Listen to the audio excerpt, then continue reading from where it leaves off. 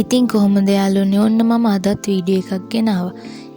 මේ වීඩියෝ එකෙන් ගෙනාවේ බබාලගේ බර වැඩි කරගන්න අපිට දෙන්න පුළුවන් උදෑසන ආහාර වේලක් ගැන. කහබතල කියන්නේ බබාලගේ බර හොඳට වර්ධනය කරගන්න පුළුවන් ආහාරයක්. බතල ටික හොඳට සුද්ධ කරලා හීනිවට කපා ගන්න. ඊට පස්සේ අවශ්‍ය ප්‍රමාණයට වතුර තියාගන්න.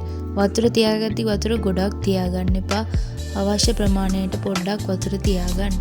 ඊට පස්සේ අඩු ගින්දරේ බතල ටික හොඳට තම්බ ගන්න. මේ තියෙන්නේ විනාඩි 6කට විතර පස්සේ. ඔයාලට පේනවා ඇති මගේ බතල ටික නම් හොඳට තැම්බිලා තියෙනවා. ඉතින් මේ වෙලාවේ ඔයාලට පුළුවන් කැමති නම් පොල් කිරි හරි ෆ්‍රෙෂ් මිල්ක් හරි එකතු කරගන්න.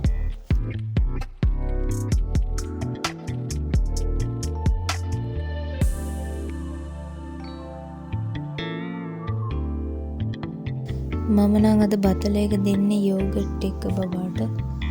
ඔයාලට ඕන නම් බටර් ටිකකුත් එකතු කරගන්න පුළුවන්.